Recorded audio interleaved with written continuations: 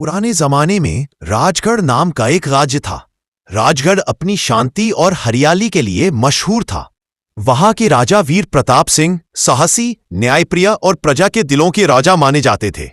लेकिन इस राज्य का उत्तर पहाड़ी इलाका एक रहस्य छुपाए बैठा था। एक ऐसा रहस्य जिससे हर कोई डरता था, तंत्रावन।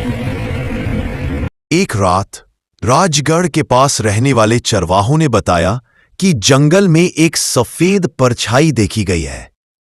वह हवा में तैरती थी और दूर से किसी स्त्री की रोने की आवाज आती थी। राजा ने सुना तो वे बोले, प्रजा डर में रहे ये मुझे मंजूर नहीं, मैं खुद उस परछाई का सच जानूंगा। और राजा अकेले अपने घोड़े पर सवार होकर तंत्रावन की तरफ निकल पड़े। जंगल में कदम रखते ही ठंडी हवा तेज होने लगी। पत्तों की ससराहट, टहनियों का टूटना और बीच बीच में दूर से किसी के हंसने की आवाज। राजा ने मशाल आगे बढ़ाई ही थी कि पेड़ों के बीच एक आकृति दिखी। सफेद लिबास, लंबे बाल और लाल चमकती आंखें। वो स्त्री धीरे धीरे राजा की तरफ बढ़ने लगी। राजा तलवार निकालते हुए बोले, कौन हो तुम? स्त्री ने धीमी कंपाती आवाज में कहा, मैं इस जंगल की श्रापित आत्मा चंदा। उसकी आवाज में दर्द था, लेकिन चेहरा खून से भरा डर। राजा ने घबराकर भी हिम्मत से पूछा, तुम इस जंगल को क्यों डराती हो? चंदा ने कहा, मैं किसी को डराना नहीं चाहती, मैं बदला चाहती हूं। मेरे साथ धोखा हुआ था। मेरे अपनी प्रियतम ने मुझे यहां जिंदा दफना दिया था।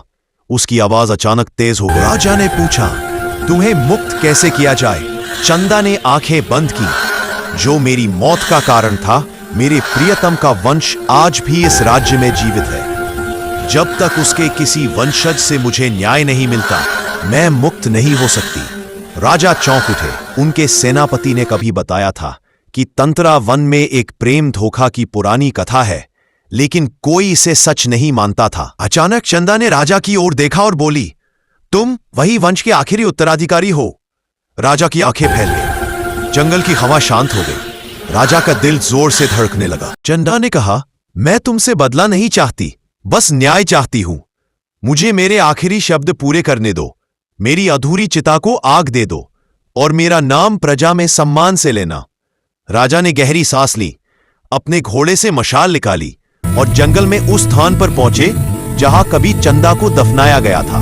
उन्होंने चिता बनाई, मशाल उठाई, आवाज आई, धन्यवाद राजा प्रताप, आज मेरा श्राप समाप्त हुआ। अगले दिन राजा ने राजगढ़ में एक स्मारक बनवाया, मासी चंदा स्मृति स्थल। राजा ने प्रजा से कहा, कभी किसी की सच्ची भावना के साथ धोखा मत करना, नहीं तो उसकी पीड़ा 100 बरस बाद भी आत्मा को चैन नहीं लेने देती। और उस दिन के बाद राजगढ़ में कभी कोई परछाई नहीं देखी गई।